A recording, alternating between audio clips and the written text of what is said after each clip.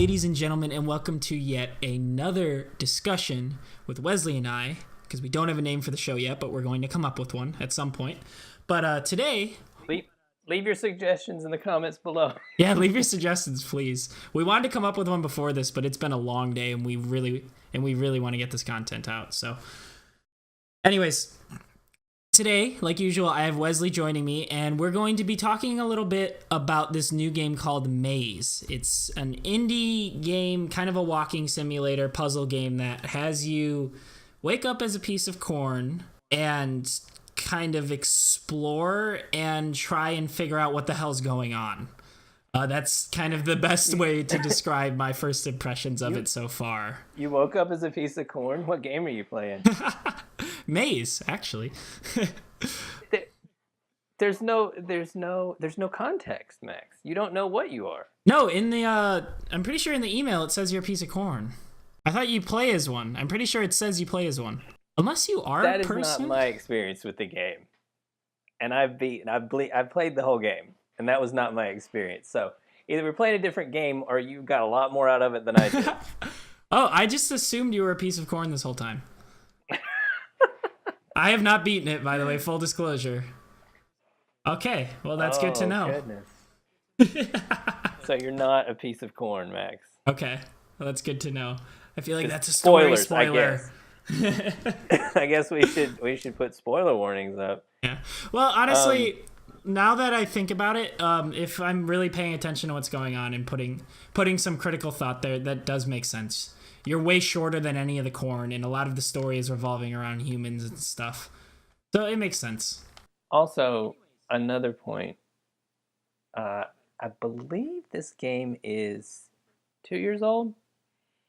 It just recently came out on Xbox. The Xbox release hit September, I'm going to say 17th. So that's why we got, I think that's why the developer was advertising for the console release. But the game's been out for a while. I don't really know people's impressions on it because I like to keep my impressions my own until I have the review up and everything. So I don't know if it's well received or not. I'm going to assume that it's kind of a niche audience, but from what I've seen so far, I feel like it's definitely more well-received than not. I think that it does a lot of things right, and it's going into the right direction. It's a very quirky, story-focused walking simulator game. Its sense of humor is definitely the biggest driving force, even if not all of the jokes land. You know, a lot of the jokes they're carrying throughout the game. Like, for example, the game likes to ridicule you a lot. Like, when it gives you a tooltip, it's like, you could do this way, or you can't, but you're not going to be able to progress through if you don't, so do it. And it's like, that's kind of funny, you know? And like, once you get into, after chapter 1, you get into the certain facility, and you're trying to figure out like what happened to the facility and like why there's corn everywhere and stuff. And there's a lot of like sticky notes with interactions between the people that work there and stuff that are very quirky, even if like you know what you're going to get kind of every time after a little bit. Like, they can be very similar. But overall, I'm intrigued by it. It's definitely, I have no idea, like, the story has been explained to me. I don't want to spoil it, but like, my purpose has been explained in a way. How I'm going to go about that, I have no fucking clue, but I at least have some idea of what my goal is here. And I kind of like that so far, and I feel like that would appeal to a lot of people. I feel like it's the type of game, like, Wesley, you also fed into these thoughts by what you said, where once the ending comes around, I'm going to enjoy a lot more of what this game is about, and it's going to make a lot more sense to me, and I'm looking forward to that. I have played all the way through the game, and I would agree with you on a lot of points, especially about the story being the biggest driver. I have my review written. You guys can check it out on Early Access Gaming. A little plug. And in my review, I do mention that, and I talk about some of the mechanical things. So like the game performance itself, I guess we can get into that. I don't feel like the game is optimized well for console. I know that's what it just released on console, so maybe there's still some bugs that they're not aware of. I know that I had trouble loading between chapters, the game would freeze. I'd have to just quit out of the game. And then there's a lot of frame drops in the game as well. So those were some of the issues I had. But I was able to overlook those issues because of, like you said, the game is very intriguing. Like the story is very intriguing. I'm dropped into a cornfield with no context whatsoever. I don't know why I'm there. I don't know what I'm supposed to be doing. You know, I read the synopsis and I watched some trailers and I know that there's sentient corn. But that's as far as it goes. And the atmosphere is very creepy. So I'm not sure. It's supposed to be funny, and a lot of the clues are funny with the descriptions. That's another thing that they do well. They use items in the game to tell the story, because there's not a lot of, until you get there's not a lot of, like I said, there's no context. So as you go along and you read the descriptions of items you find, it helps to start forming an idea of what's going on in the player's mind. So I think that is one of the things that makes it a good story. There's a lot of blank spaces.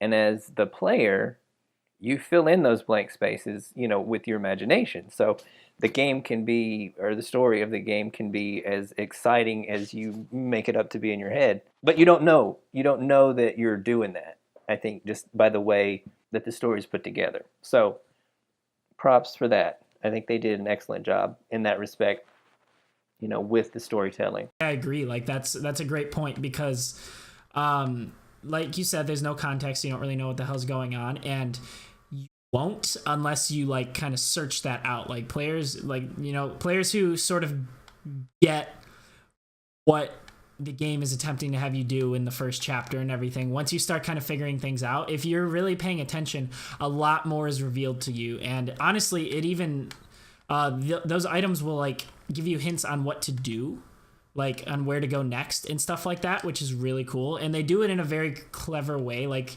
most of the time it is not like just giving it away to you. Like you really have to think about each item's hint and like what it could mean. And not all of them even have a hint. Some of them it'll just like be like, this is the item and here's a quirky thing about it,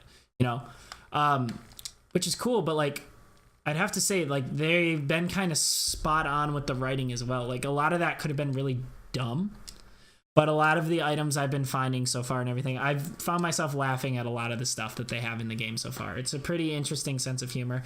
And I wanted to touch on, you said it's creepy as well. There is definitely an edge to it. Like, yes, it's funny, and there is kind of a comic relief character, even though he's kind of annoying, and we'll get into that in a little bit. But like, even with the humor there and all that, there's definitely a type of, like, I'm on edge most of the time. I don't really trust any of the characters that are in the game, or whenever like there's a story moment or something, I feel like I have to be like ready for something to come after me, even though that hasn't happened at all.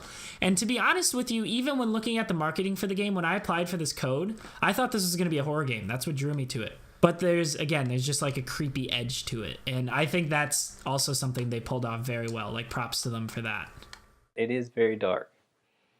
The game is dark, but there's a lot of humor. So I think dark humor would be the perfect category for it, because it's creepy but then funny. But I'm like you. I thought it was a horror game at first too, and then once the singing corn came on, it was like, it's probably not a horror game, but there's still that edge, like you said, and you're just very uncertain. The whole game is uncertain, and I think it again goes back to how you are presented with the story. I mean, the game itself, just mechanically, like I was talking about, it. You walk and you click on stuff. It's a walking simulator. There's no shooter mechanics. There's no not a disc, by the way. Mechanic. I mean, I love walking simulators. No. There's No. That's not. Ones. Yeah. I think any kind of combat system would take away from the game.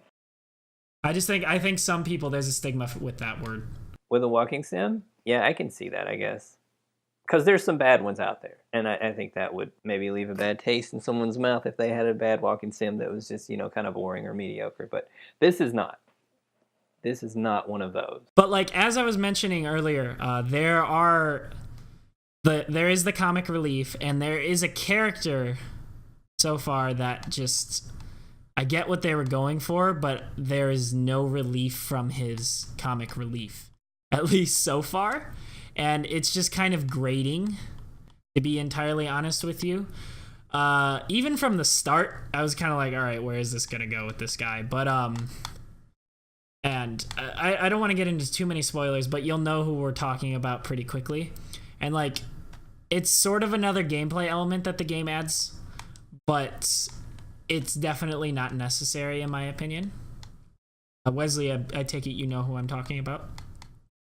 Yes, and that was my exact thoughts. Probably, well, after the first encounter where your new sidekick was interactive.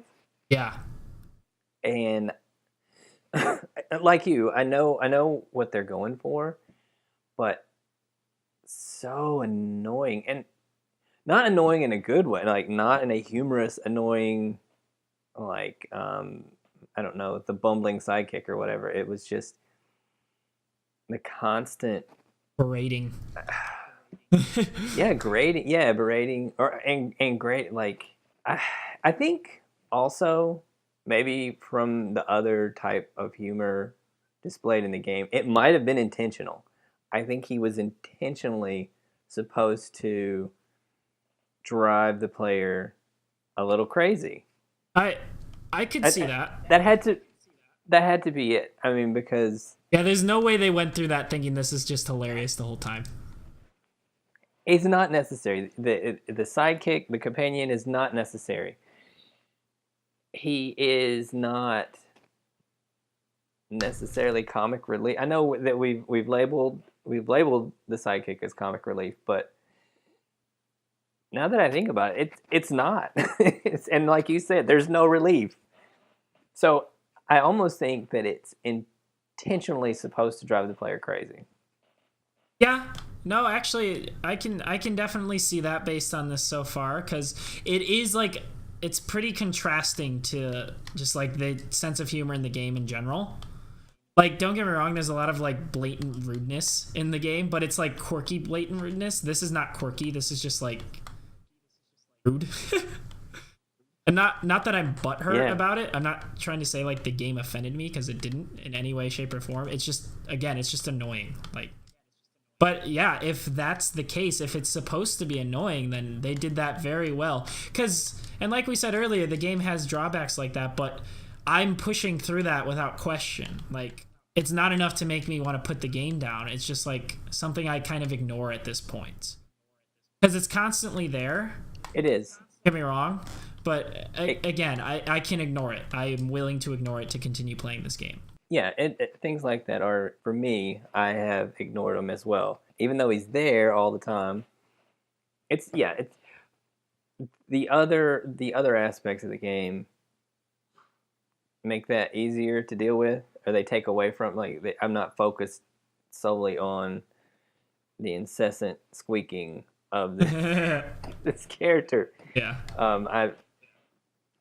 I'm really interested in what's next. Hey, and if this little guy needs to come with me and do the sidekick thing, fine. I really want to know what happens, because as I'm playing, as the player, like whenever I started, I was a little frustrated at first, to be honest, because of the lack of direction that appeared. It appeared there was a lack of direction until I started paying attention. I started reading the descriptions, and they leave it up to you figure stuff out. So once I started paying attention and reading, I'm like, okay. And then I started getting more into the story, and then I was getting interested. And then by the time I've completed the first chapter, I'm all in and I want to know what happens. And then that just intensifies throughout the game. For me, it did. It kept me curious the whole time, no matter what I had to, which puzzles I had to solve or what. And the puzzles are not complex. I mean, no, they're not. They're a good balance, to be honest. It's very distinguished what items you can and can't interact with, which I appreciate. They're highlighted. You can pick this up. but it's not always clear where they go. Exactly. That's the puzzle So part. you do have to explore, right? And something else that I mentioned in my review is I love the inventory management system Yes. because there's not much of one at all. So simple. It's literally just hitting the bumpers. That's something Fortnite can learn It's from all done for you. it. That's another discussion. Yeah, exactly. But yeah, there's maybe a handful of items at once. I think the most I ever had was 4 or 5 items in my inventory at once. So that's easy to keep up with. And then you know, you can just like you said cycle through them and you know whatever matches in the highlighted area that you need to click on. I mean, you still have to think. It's like, well, where did I see that or where would this go or, you know. Yes. But and then once you use the item, it's a one-time use. So you use the item and then it's gone from your inventory and you don't have to worry about it. You don't have to think, well, I'm gonna save this because I might have to use it again. No, that was it. You used it and it served its purpose, which I like.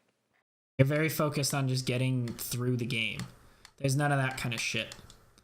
Yeah, I really like there is that sort of like you need to remember where certain spots are because there are spots that open up that were closed off to you earlier.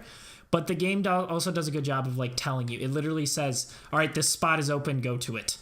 Like blatantly in text when it gets opened. It will. I remember the first one said, "You found a new item. Looks like a path is opened. Now go upstairs." Yeah.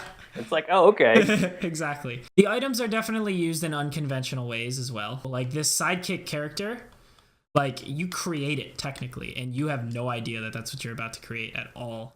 Pretty interesting. Or like, I will kind of spoil this one. It's not much of a spoiler because you still have to figure out where it goes. But for example, like you get a coat hook and a coat and like etch a sketch with a face on it and everything, right? And you like I understand you think the coat and the coat hook go together, right? So like I'm in this area where like I'm in showers or I'm in like the front like kind of waiting room and stuff thinking, all right, maybe I put the coat and coat hanger here, but why would I do that? You know, I couldn't figure out why. But I'm going to these places where I think a coat rack would fit. Turns out that's not the case at all. You have to think unconventionally about these items. You end up setting up the coat, the hook, and then the Etch-a-Sketch on top to simulate someone's face to get like a facial recognition camera to work and open a door for you. Like what? I laughed. That because I got an achievement for it, right? On Xbox, there's achievements, and PlayStation, there's achievements. And so, anyway, I laughed at that. That was probably the funniest achievement. Yeah, right? See, that's so like unconventional and creative. And actually, unless you have more to say on that, I actually remembered something else I was going to say about the bear character really quick. No, go for it. Go for it. I was going to say, I think I definitely agree with you more on the fact that he was intentionally kind of like grading and stuff because the writing is just, we've praised it earlier, the writing is just really that good. It's so self-aware and smart. Like, there's no way in hell they just fucked up on that specific character, especially with how frequent it is. Right. And another I guess aspect is there's a lot of non-present characters in the game because it's telling the story of what happened. Yes. Not necessarily what is happening, but what happened there. And the character, the story's told through notes, through post-it notes, and as one of the characters it was just as rude as they could be. And every note was signed. So here we go. You stupid, dumb idiot. I can't believe you did this. You know, you're awful. Cordially, Ted. Yes. Cordially, like, every single one. Cordially. Every one of them. As mad, like he would just be raging and then sign it cordially, Ted. So that is one thing that made me think, oh, okay, well, this is probably intentional because that's the style of humor that they're going for. And to add on to that, to praise the writing even more, it's like I said earlier, it's like that's the same thing over and over again. Like there's the character who gets really mad at the other character constantly, and you're reading this through the sticky notes. But I will say the situations they consistently get themselves in are very creative. Like it's always just kind of like, what the fuck? Like how is this relevant to anything going on? And to be honest, it isn't. It's just funny. There's a couple of things going on, yeah. To that point, there is an achievement to beat the game in 2 hours, which I think once you know where everything is at, it's doable, but I would like to give that a go. And I would also like to play back through it again, knowing the ending, so maybe I can catch some of the things that I missed. You know how you go back and you watch them, you're like, oh, that movie was really good. And you go back and watch it, and you're like, oh, I didn't see that the first time. Definitely. I feel like I would have that experience with this game. Okay. I could definitely see that. And you know what's interesting about that achievement is I feel like while it's entirely doable, I feel like it won't be super easy. I feel like that'll still be like kind of a challenge. Like I think you'll be able to do it on your first try, but like you won't be able to just like kind of relax and do it. You'll have to like try. You'll be able to pull it off. Do you know what I mean? You would definitely have to skip a lot of the story content, probably all of the story content, Yeah. since it's all peripheral. It's not all peripheral, but the majority of the story content is peripheral, and it's there if you want it, but it's not force-fed to you. So, yeah, you could skip through that and then probably do it in 2 hours.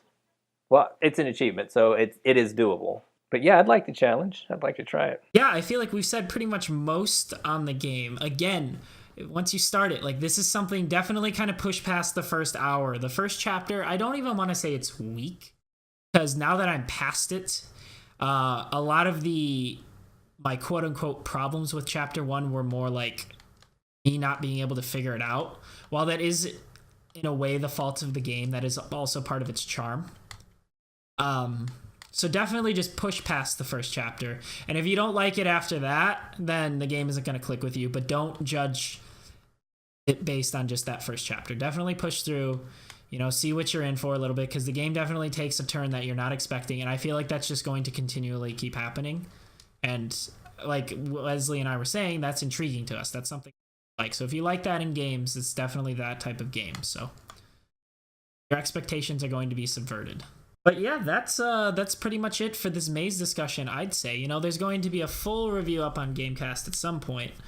I still have to play through it and everything. But overall, just really intrigued to finish it up. So yeah, check it out. There will be a link to get the game in the description below, as well as a link to Wesley's review on earlyaccessgaming.net. And yeah, thanks Wesley for joining me.